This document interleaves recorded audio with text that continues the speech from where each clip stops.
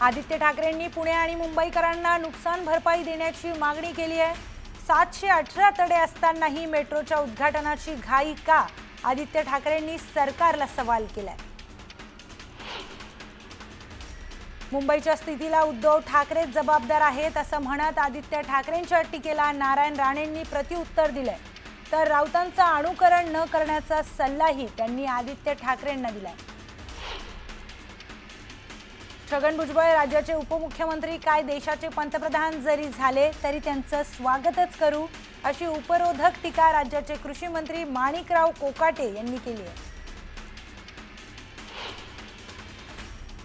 खुलताबादमधून औरंगजेबाचे नामोनिशाण मिटून छत्रपती संभाजी महाराजांचं भव्य स्मारक उभारू अशी माहिती आमदार संजय केणेकर यांनी दिली। संभाजी राजांच्या भव्य स्मारकानंतर खुलताबादची वेगळी ओळख निर्माण होईल असा निर्धारही त्यांनी व्यक्त केला। चंद्रपूर जिल्ह्यात भाजप नेते सुधीर मुनगंटीवारांनी फिरत्या तक्रार निवारण केंद्राची स्थापना केली आहे।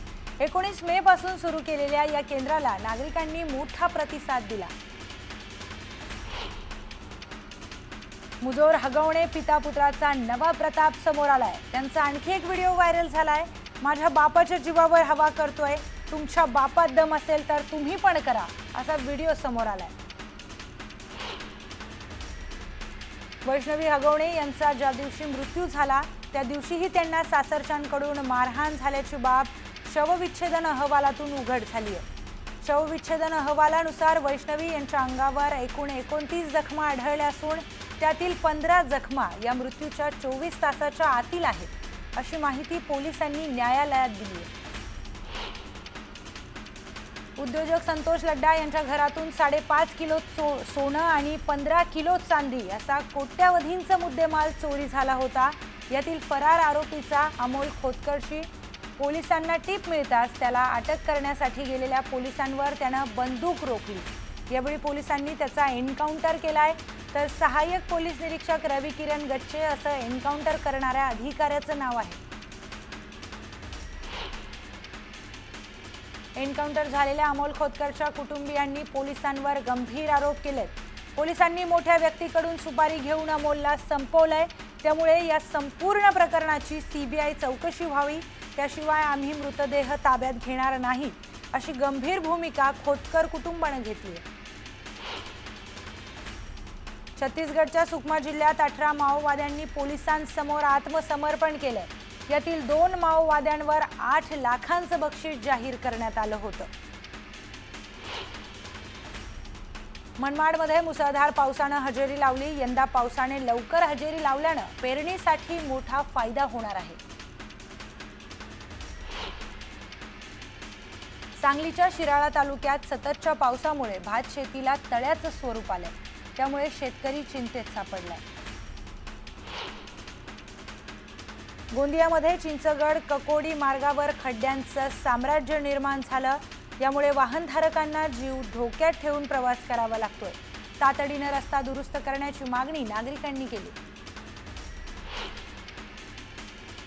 बीडमध्ये मुसळधार पावसामुळे जनजीवन विस्कळीत झालंय। मागील 10 दिवसांपासून पावसाचा जोर कायम असल्यानं नदी नाल्यांसह ओढ्यालाही पूर आलाय। मे महिन्याच्या अखेरीस कोरडीठाक असणारी भीमा नदी पावसामुळे दुथडी भरून वाहतीये। नदीच्या पात्रातील असणारे महादेव मंदिर पाण्याखाली गेलं असून 10व्याच्या घाटालाही पाणी लागलंय। त्यामुळे नागरिकांना सतर्कतेचा इशारा देण्यात आलाय। साताऱ्याच्या माण तालुक्यातील आंधळी धरण ओव्हरफ्लो झालंय। त्यामुळे परिसरातील सिंचनाचा आणि पिण्याच्या पाण्याचा प्रश्न मार्गी लागण्यास मदत होणार आहे। पुण्यात दमदार पावसामुळे परिसरातील ओढे नाले प्रवाहित झाले। त्यामुळे पहिल्याच पावसात सर्व बंधारे तुडुंब भरून वाहू लागले। कोकणात सध्या मुसळधार पावसानं हजेरी लावल्यानं मे महिन्यातच धबधबे प्रवाहित झालेत। आंबोली धबधब्याजवळही पर्यटकांची गर्दी पाहायला मिळते। आंबोली धबधबा आणि कावळे 7 पॉइंट चांगलाच गजबजलाय। त्यामुळे रस्त्यांच्या कडेला वाहतूक कोंडी झाली। सांगली जिल्ह्यात मागील काही दिवसांपासून पडणाऱ्या पावसामुळे कृष्णा आणि वारणा नदी पात्रात वाढ झाली होती। मात्र कृष्णा नदीची पातळी 16 फुटांवरून 1 फूट कमी होऊन 15 फुटांवर गेली आहे। तर वारणा आणि कृष्णा नदी पात्रातील एकूण 7 बंधारे अद्यापही पाण्याखाली आहेत। तर पावसामुळे झालेल्या नुकसानीचा मंत्रिमंडळ बैठकीत आढावा घेण्यात आलाय। नुकसानीच्या पंचनाम्याबाबत तात्काळ आदेश देण्यात आलेत। तर कुठे किती नुकसान झालं ते बैठकीत मांडलंय असं देखील मकरंद पाटील म्हणाले। मुंबई के कुलाबा जैसे एरिया में 200 mm का इतना बारिश होगा और महाराष्ट्र में भी कई जगह ऐसी बारिश हुई, पुणे में हुई, बारामती में हुई, सब महाराष्ट्र में हुई है। ये बारिश में जिन जिन व्यक्तियों का, जिन जिन घरों का, जानवरों का या फिर घर गिरे हैं, ये सारा नुकसान जो हुआ इसका प्रेजेंटेशन आज इस कैबिनेट में हुआ। और आगे क्या अलर्ट्स है, महाराष्ट्र में कहाँ का और बारिश होने वाली है, अगले 15 दिन में क्या अलर्ट्स है, उसको देखते हुए माननीय मुख्यमंत्री जी ने 2 निर्णय लिए। एक तो जिनका नुकसान हुआ है वो जो केंद्र सरकार के आपत्ति व्यवस्थापन के सारे जो नियम है और राज्य के आपत्ति व्यवस्थापन के नियम है, सारे नियमों से मदद मिलनी चाहिए और जिन जिन का नुकसान हो उसको नुकसान भरपाई देनी चाहिए। ये निर्णय और स्ट्रांगली सभी जिलाधिकारी, सभी प्रशासन के अधिकारी को दिया गया।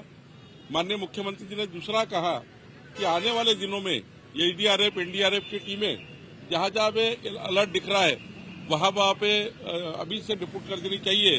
तो सारी टीमें वहां चली गई है। साथ में आज हमारे रेवेन्यू डिपार्टमेंट ने एक महत्वपूर्ण निर्णय लिया है। किसानों में अगर अपने बेटे और बेटियों में आपस में जमीन बांटना है तो ये जमीन बांटने के लिए रेडी रेकनर के 1% पैसा किसानों को लगता था डॉक्यूमेंट रजिस्टर करने के लिए, लेकिन देवेंद्र फडणवीस जी ने चुनाव में आश्वासन दिया था कि किसानों का ये समस्या हम हल करेंगे। आज निर्णय हुआ है कि आपस में अगर किसान अपने बेटियों को और बेटे को आपस में अगर डिवाइड करते हैं, खेती को और पार्टीशन करते हैं, अब केवल 500 रुपया में सारा डॉक्यूमेंट रजिस्टर किया जाएगा और नोंदणी फी को रद्द किया गया। ये बहुत बड़ा निर्णय महाराष्ट्र। बातम्यांचा वेगवान आढावा घेऊयात, पाहूयात सुपरफास्ट 100 बातम्या। पंढरपुरातील चंद्रभागेचं पाणी कमी व्हायला सुरुवात झाली आहे। नीरा खोऱ्यातून पाण्याचा विसर्ग सुरू केल्याने पाणी कमी व्हायला सुरुवात झाली। यामुळे चंद्रभागेजवळील नागरिकांना मोठा दिलासा मिळाला। बुलढाण्याच्या खामगाव तालुक्यात झालेल्या मुसळधार पावसाने सूर्या नदीला पूर आलाय। पुरामुळे खामगावशी चितोडा गावाचा संपर्क तुटला, तर शेतातील मशागतीची कामेही खोळंबली आहेत। सोलापूरच्या बार्शी तालुक्यातील भोगावती नदीची पाणी पातळी वाढली आहे। गेल्या 10 ते 12 दिवसाच्या मुसळधार पावसामुळे भोगावती नदीच्या पात्रात मोठी वाढ झाली। सातारा जिल्ह्यातील ओझरडे धबधबा यंदा मे महिन्यातच प्रवाहित झाला। साधारण 400 फुटांवरून कोसळणाऱ्या धबधब्याचं विहंगम दृश्य कॅमेऱ्यात कैद झालंय। फलटणमध्ये एकाच दिवसात झालेल्या पावसाने धुमाळवाडी तलाव ओव्हरफ्लो झालाय। उभ्या आयुष्यात एवढा पाऊस पाहिला नव्हता, अशी पावसाची भीषणता गावकऱ्यांनी बोलून दाखवली। बीडमध्ये मुसळधार पाऊस कोसळलाय। पावसामुळे शहरातून वाहणाऱ्या बिंदुसरा नदीला पूर आलाय। शहरातील दगडी पुलाच्या नळीमध्ये झाडे आणि कचरा अडकल्याने पुलावरून पाणी वाहतंय। लातूर, बीड आणि धाराशिव या 3 जिल्ह्यांना पावसाने चांगलंच झोडपून काढलंय। मांजरा नदी प्रवाहित झाल्याने नागरिकांमध्ये आनंदाचं वातावरण आहे। तर 10 दिवसांआधीच नदीचं पाणी कमी झाल्याने नदीपात्र कोरडं दिसत होतं, मात्र नदी प्रवाहित झाल्याने पाणी टंचाईची चिंता मिटली आहे। विमानात पेट्रोल भरणारा टँकर अमरावती विमानतळावरील मातीत फसल्याने ते मुंबई विमान फेरी ऐनवेळी रद्द करण्यात आली आहे। यामुळे विमानतळावरील प्रवाशांनी संताप व्यक्त केला। धाराशिव जिल्ह्यात पावसाने कहर केला असून 250 मिलीमीटर पावसाची नोंद करण्यात आली आहे। 350 हेक्टरवरील पिकांचं नुकसान झाले, तर पावसाच्या पाण्यामुळे टरबूज जागेवरच खराब झाल्याने लाखो रुपयांचं नुकसान झालं। दौंड तालुक्यातील हातवळणमध्ये वादळी वाऱ्यासह झालेल्या मुसळधार पावसामुळे शेतकऱ्याच्या पोल्ट्री शेडचं मोठं नुकसान झालं। शेडच्या भिंती आणि पत्रे पडल्यानं 18,000 कोंबड्यांचा मृत्यू झालाय, तर यामध्ये शेतकऱ्यांचं तब्बल 80 ते 85 लाखांचं नुकसान झालं। मुसळधार पावसानं पालघर जिल्ह्याला चांगलंच झोडपून काढलंय। वाणगाव, चिंचणी, डहाणू खाडी परिसरात पावसाचा जोर कायम असून सखल भागात पाणी साचायला सुरुवात झाली आहे। त्यामुळे जिल्ह्यातील उन्हाळी भात शेतीचं मोठ्या प्रमाणात नुकसान झालं। साताऱ्यात पावसामुळे शेती पिकांचं मोठं नुकसान झालंय, त्यामुळे बागायतदार शेतकरी मोठ्या अडचणीत सापडलाय। काकडी, भुईमूग, टोमॅटोसह मका पिकांचंही मोठं नुकसान झाल्यानं शेतकरी अडचणीत सापडला। सोलापूर जिल्ह्यातील बार्शीत झालेल्या पावसामुळे द्राक्ष बागांचं नुकसान झालंय। वैरागमधील तडवळे गावातील द्राक्ष बागेत पाणी साचल्याने शेतकरी चिंतेत सापडलाय। मुसळधार पावसाने मुळशीतील चालेपूल पाण्याखाली गेलाय। यामुळे कोळवण खोऱ्यातील 17 ते 18 गावांची दळणवळण यंत्रणा ठप्प झाली। सध्या सुरू असलेल्या पावसाचा माथेरानच्या पर्यटनालाही मोठा फटका बसलाय।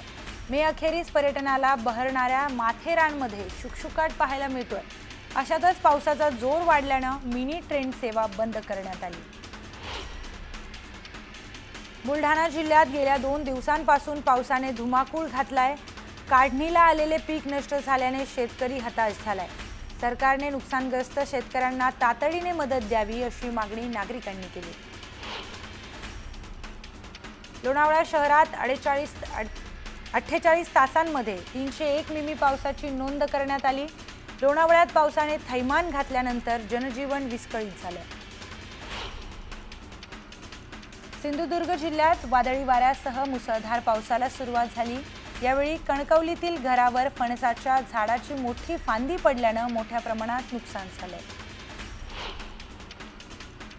धाराशिवच्या 8ही तालुक्यात जोरदार पाऊस बरसला। पावसानं शेतीच्या मशागतीची कामे खोळंबली, तर दुसरीकडे फळपिकांचं देखील मोठ्या प्रमाणात नुकसान झालंय। बुलढाणा जिल्ह्यातील कवळा गावापासून ते कवळा फाट्यापर्यंतच्या 2 किलोमीटर रस्त्याचं पितळ उघडं पडलंय। वर्षभरातच रस्त्यावर मोठे खड्डे दिसून आले। धाराशिवच्या 8ही तालुक्यात जोरदार पाऊस बरसला। पावसानं शेतीच्या मशागतीची कामे खोळंबली, तर दुसरीकडे फळपिकांचं देखील मोठ्या प्रमाणात नुकसान झालं। धाराशिवच्या लोहारा आणि भूम तालुक्यात तुफान पाऊस बरसला। चिंचपूर ढगे येथील बाणगंगा नदीला पूर आल्याने शेतीला मोठा फटका बसला। लोणावळ्यातील आई एकविरा गडावर जाणारा मार्ग मुसळधार पावसामुळे चिखलमय आणि निसरडा झालाय। त्याबाबत मनसेनं इशारा देताच प्रशासन खडबडून जागं झालं। गडावर जाणाऱ्या रस्त्याची दुरुस्ती करण्याचं काम प्रशासनाने हाती घेतलंय। वेंगुर्ले मठ परबवाडी येथील डोंगर पायथ्याशी असणाऱ्या 40 घरांना डोंगर खचल्याने धोका निर्माण झालाय। रस्ताच नसल्याने रुग्णांना घोंगडीतून रुग्णालयाकडे नेण्याची वेळ आली आहे। यामुळे तातडीने रस्ता करण्याची मागणी ग्रामस्थांनी केली। सातारा ठोसेघर मार्गावर बोर्णे गावानजीक दरड कोसळली असून या मार्गावरील वाहतूक बंद करण्यात आली आहे। दुधाचे टेम्पोही रस्त्यावरच अडकून पडलेत, तर मुंबईला जाणारे लोक वाहनातच अडकलेत।